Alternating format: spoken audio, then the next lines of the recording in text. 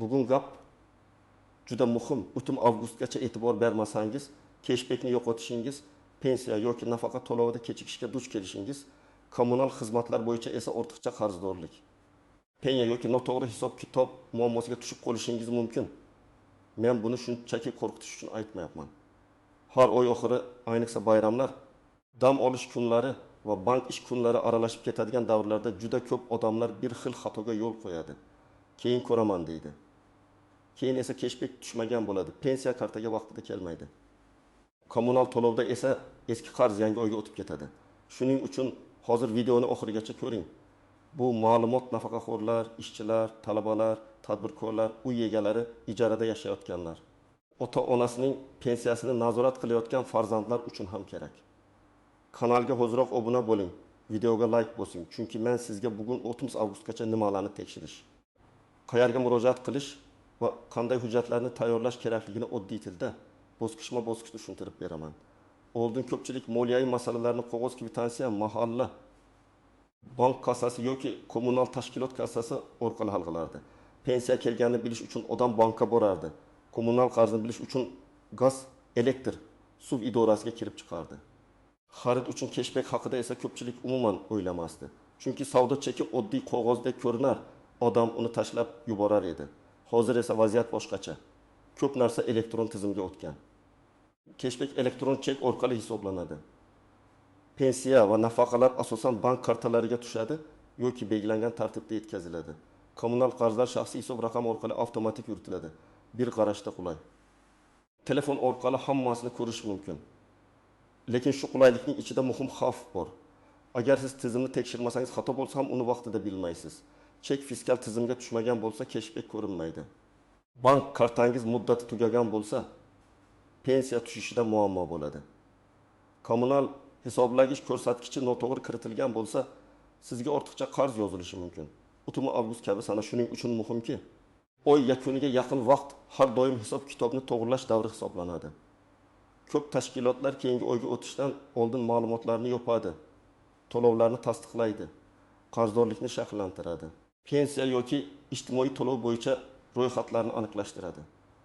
Agar siz muammoni aynan shu kunlargacha ko'rmasangiz, keyingi oy boshida nega bunday bo'ldi deb yugurishingizga to'g'ri keladi. Avvalo cashback masalasini tushunib olaylik. Cashback deganda ko'pchilik har bir xaridimdan pul qaytadi deb o'ylaydi. Aslida unday emas. Cashbackning turi ko'p bo'lishi mumkin. Bank kartasi aksiyasi bo'yicha cashback, soliq tizimi orqali beriladigan cashback, marketplace yoki do'konning ichki bonus tizimi, mobil operator yoki to'lov ilovasi orqali qaytadigan bonus. Har birining sharti alohida. Eng ko'p uchraydigan xato shuki, odam xarid qiladi. Chekni olmaydi yoki chekni oladi. Lekin undagi QR kodni skaner qilmaydi. Keyin menga cashback tushmadi deydi. Men amaliyotda bunday holatlarni juda ko'p ko'rganman. Masalan, bir oila oy davomida oziq-ovqat, dori-darmon, kiyim-kechak, maishiy texnika uchun jami 3 million so'm xarajat qiladi. Agar bu xaridlarning bir qismi cashback beradigan tizimga to'g'ri kelsa, qaytadigan summa 3000, 2000 yoki undan ham ko'proq bo'lishi mumkin. Bu bir qarashda katta pul emasdek tuyuladi. Lekin yil davomida 12 oyga ko'paytirsangiz, bu 500 ming so'mdan oshishi mumkin. Bu pulga kommunal to'lovning bir qismini yopish, dori olish yoki bolaga o'quv quroli xarid qilish mumkin. Lekin cashback olish uchun bir nechta shart bajarilishi kerak. Birinchisi, chek fiskal bo'lishi kerak. Ya'ni unda QR kod, fiskal belgi, STIR yoki sotuvchi ma'lumotlari, sana, vaqt, summa ko'rsatilgan bo'lishi kerak. Oddiy tovar cheki yoki qo'lda yozilgan qog'oz ko'p hollarda cashback uchun asos bo'lmaydi. Ikkinchisi, xarid rasmiy ro'yxatdan o'tgan kassa orqali o'tgan bo'lishi kerak. Chekni belgilangan muddat ichida ilovaga kiritish yoki skaner qilish kerak. To'rtinchisi, cashback hisoblanadigan tovar yoki xizmat turi istisnoga tushmasligi kerak. Mana real hayotiy misol. Siz 20 avgust kuni dorixonadan bir maksimum 1000 so'mlik dori oldingiz. Kassir sizga chek bermadi. Siz ham shoshilib chiqib ketdingiz. 31 avgust kuni cashbackni tekshirsangiz hech narsa ko'rinmaydi. Siz dorixonaga qaytasiz. Ular esa o'sha paytda chek chiqmagan, endi bo'lmaydi deyishi mumkin. Natijada cashbackdan mahrum bo'lasiz. Agar 30 avgustgacha chekni talab qilib, QR kodni skaner qilsangiz, hech bo'lmaganda tizimga kiritishga ulgurishingiz mumkin. Yana bir misol.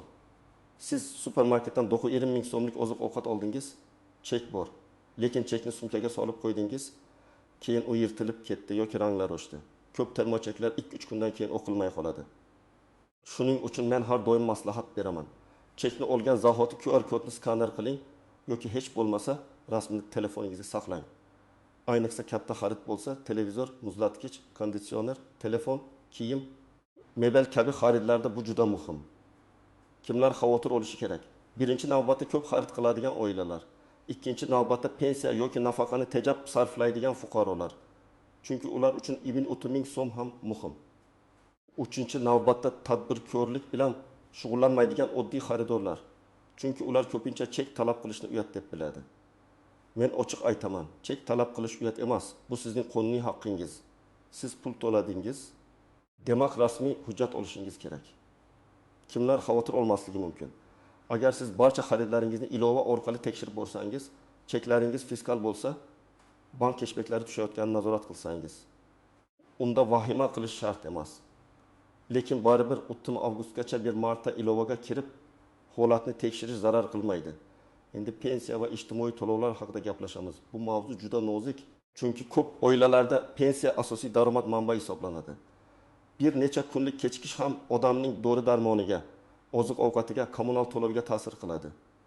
Shuning uchun men pensiya oluvchilarga ham, ularning farzandlariga ham aytaman. Oy oxirida to'lov kartasi, bank hisob raqami va hujjatlarning holatini tekshirib qo'ying. Oldin pensiya ko'pincha naqd shaklida yoki pochtachi orqali yetkazilgan. Hozir esa karta orqali olish keng tarqalgan. Bu qulay, lekin karta muddati tugagan bo'lsa, bloklangan bo'lsa, PIN kod bilan muammo bo'lsa, bank kartasi yo'qolgan bo'lsa, to'lov tushsa ham undan foydalanish qiyinlashadi. Ba'zan odam pensiyam kelmadi deydi. Aslida pul tushgan bo'ladi, lekin karta ishlamayotgan bo'ladi. Yoki bank ilovasida ko'rinadi, bankomatdan yechib bo'lmaydi. Bunday vaziyatda muammoni pensiya jamg'armasidan emas, bankdan izlash kerak bo'ladi. Masalan, oldidagi yoshli otaxonning kartasi avgust oyida muddati tugaydi. U buni bilmaydi, chunki kartaning oldida yozilgan 0-24 yoki 0-25 kabi yozuvlarga e'tibor bermagan. Pensiya tushadigan kuni bankomat kartani qabul qilmaydi.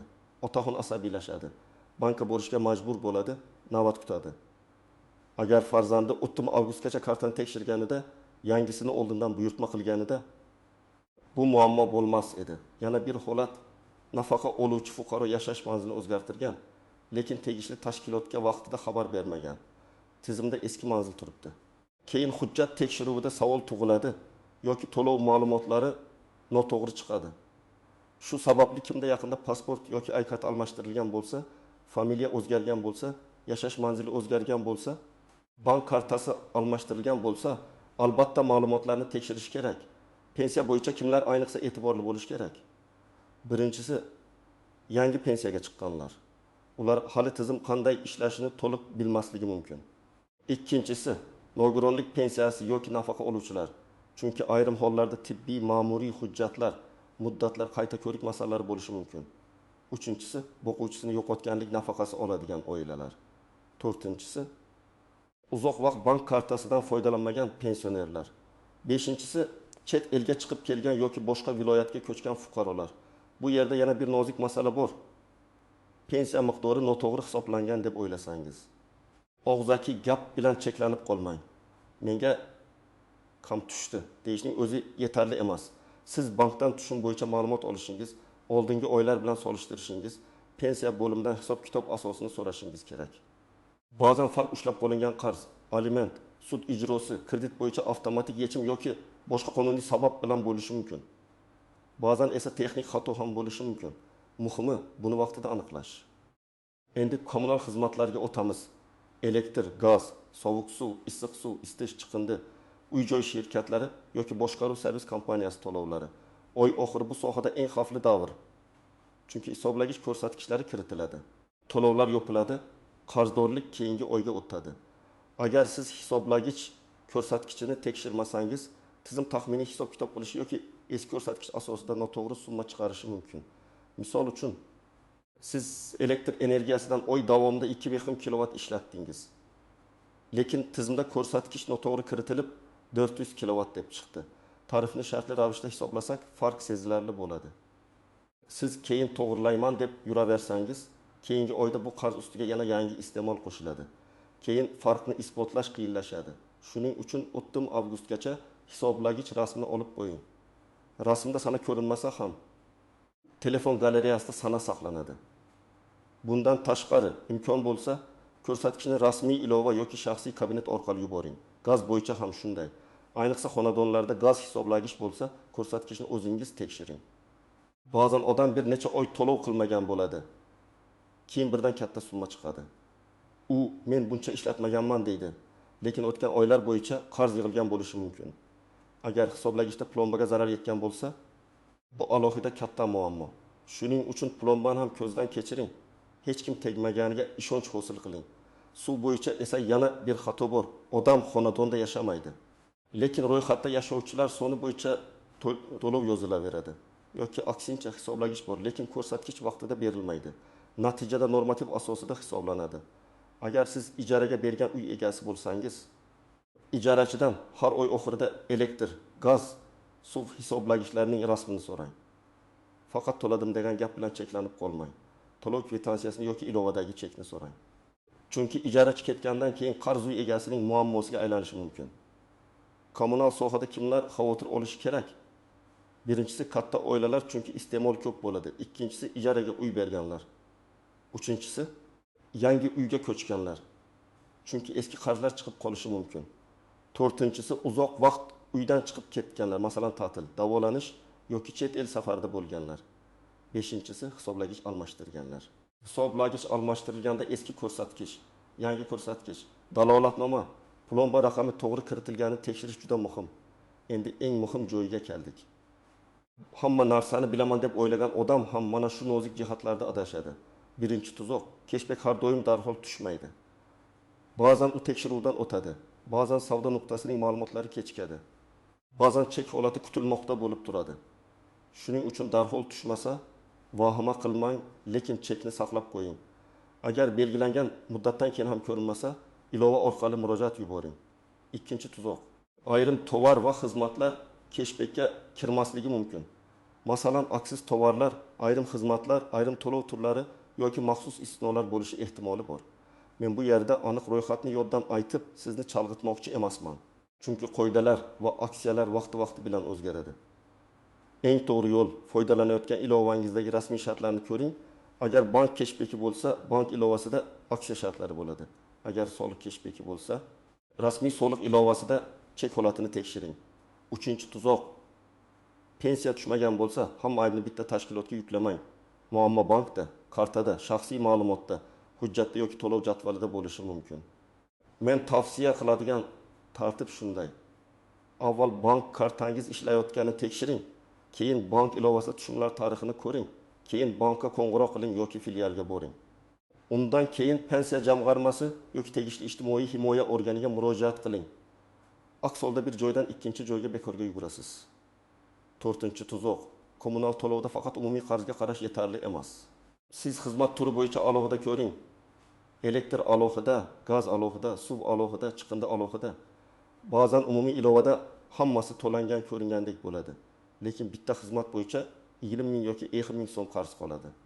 Shu kichik qarz keyingi oyda kattalashadi. Ayniqsa avtomatik to'lov yo'qilgan bo'lsa, karta balansida yetarli pul bo'lmaganda to'lov o'tmay qolishi mumkin. Odam esa avtoto'lov bor-ku deb xotirjam yuradi. Beshinchi nozik jihat. To'lov qilgandan keyin chekni saqlang.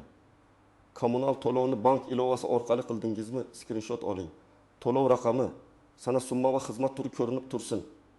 Agar keyin tizimda to'lov aks etmasa, shu chek sizning dalilingiz bo'ladi. Men ko'p ko'rgan holat odam to'laganman deydi, lekin chek yo'q. Bankdan izlash kerak bo'ladi. Bu esa vaqt oladi.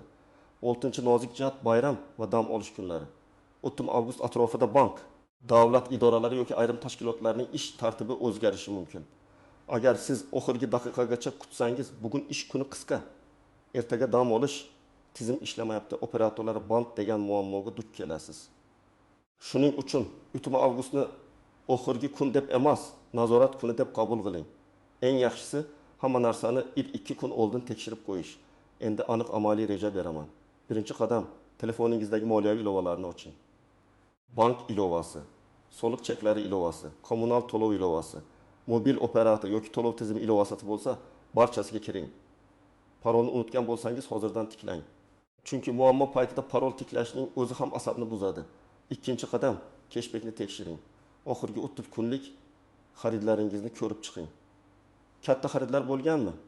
Supermarket, dorixona, kiyim do'koni, texnika do'koni, qurilish materiallari, avtomobil ehtiyot qismlari, bolalar buyumlari xarid qilinganmi? Har birining cheki bormi? QR kod skaner qilinganmi? Agar chek cho'ntakda, sumkada yoki uyda yotgan bo'lsa, hoziroq toping. Skaner qiling. Agar chek o'qilmasa, do'konga murojaat qilib, chek nusxasini so'rashga harakat qiling. Har doim ham berishmaydi, lekin urinib ko'rishga arziydi. Uchinchi qadam, pensiya yoki nafaqa oladigan odam bo'lsa, uning kartasini tekshiring. Karta muddati tugamaganmi? Karta bloklanmaganmi? SMS xabarnoma ishlayaptimi? Bank ilovasiga kirish bormi? Agar pensioner telefon ishlatmasa, farzandlari yordam bersin. Lekin ehtiyot bo'ling. Karta pin kodini begonaga bermang. Telefoningizga kelgan SMS kodni hech kimga aytmang. Bank xodimi ham sizdan SMS kod so'ramaydi. Firibgarlar aynan pensionerlarni ko'p nishonga oladi. 4-qadam, hujjatlarni tekshiring. Pasport yoki ID karta muddati yashash manzili, bank hisob raqami, familiya yoki ism o'zgarishi bo'lgan bo'lmaganini ko'ring. Agar oxirgi oyda bank kartasi almashtirilgan bo'lsa, pensiya aynan yangi kartaga bog'langanmi? Buni bankdan aniqlashtiring. Agar nogironlik yoki boshqa nafaqa bo'yicha muddatli hujjatlar bo'lsa, qayta ko'rik sanasini ko'ring. 5-qadam, kommunal hisoblagichlarni suratga oling. Elektr hisoblagich, gaz hisoblagich, suv hisoblagichlari rasmi aniq bo'lsin, raqamlar ko'rinsin. Agar hisoblagich qorong'i joyda bo'lsa, fonar yoqing. Keyin ilova yoki shaxsiy kabinetga kirib, tizimdagi ko'rsatkich bilan solishtiring. Farq katta bo'lsa, darhol xizmat ko'rsatuvchi tashkilotga murojaat qiling. Telefon orqali aytsangiz ham, iloji bo'lsa yozma murojaat qoldiring. Yozma murojaat dalil bo'ladi. 6-qadam, qarzdorlikni xizmatlar bo'yicha alohida tekshiring. Hammasi to'langan degan umumiy xulosaga ishonib qolmang. Elektrda qarz yo'qmi, gazda yo'qmi, suvda yo'qmi, chiqindida yo'qmi? Uy-joy shirkatida yoki boshqaruv kompaniyasida qarz qolmaganmi? Agar kichik qarz bo'lsa, imkoningiz bo'lsa, 30 avgustgacha yopib qo'ying. Chunki kichik qarzni nazorat qilish oson, katta qarzni esa tushuntirish ham, to'lash ham qiyin. 7-qadam, agar xatolik topsangiz, murojaatni to'g'ri yozing.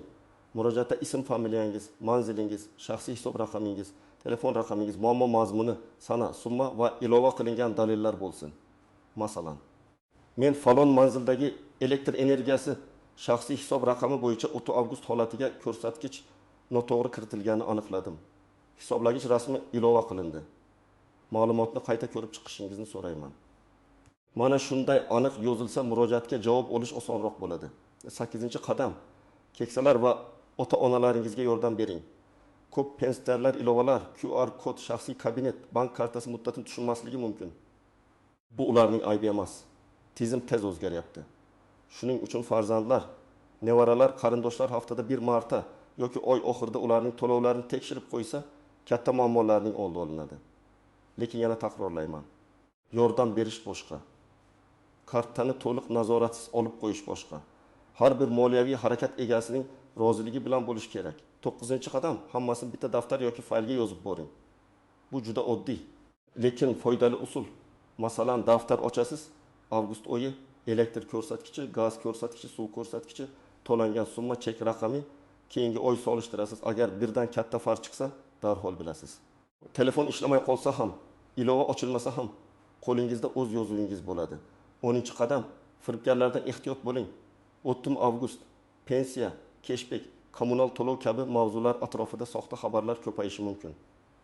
Cashback olish uchun kartangiz raqamini yuboring. Pensiyangizni oshiramiz, SMS kodni ayting. Kommunal qarzingizni o'chirib beramiz degan gaplarga ishonmang. Rasmiy ilova, rasmiy sayt. Bankning rasmiy telefon raqami yoki davlat organining rasmiy kanali orqali tekshiring. Hech kimga karta pin kodi, SMS kod, to'liq karta ma'lumotlarini bermang. Bugungi asosiy fikr shuki, 30 avgustgacha 3 ta narsani albatta tekshiring. Birinchisi, cashback va cheklaringiz. Ikkinchisi, pensiya yoki nafaqa kartasi, hujjatlar va to'lov holati. Uchinchisi, kommunal hisoblagichlar, qarzdorlik va to'lov cheklari. Bu ishlar ko'p vaqt olmaydi.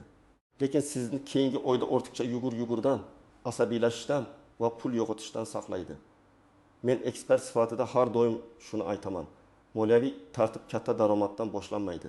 Kichik nazoratdan boshlanadi. Chekni saqlash. Kartani tekshirish, hisoblagich rasmini olish, murojaatni yozma yuborish, bular oddiy ishlar. Lekin aynan shu oddiy ishlar ko'p oilalarning pulini asraydi. Sizda cashback tushmagan holat bo'lganmi? Pensiya yoki kommunal to'lov bo'yicha xatoga duch kelganmisiz? Izohlarda yozib qoldiring, boshqalarga ham foydali bo'ladi. Videoga like bosing, kanalga obuna bo'ling va bu videoni ota-onangizga, qo'shnilaringizga, do'stlaringizga yuboring. Chunki bu ma'lumotni 30 avgustdan keyin eshitish kech bo'lishi mumkin.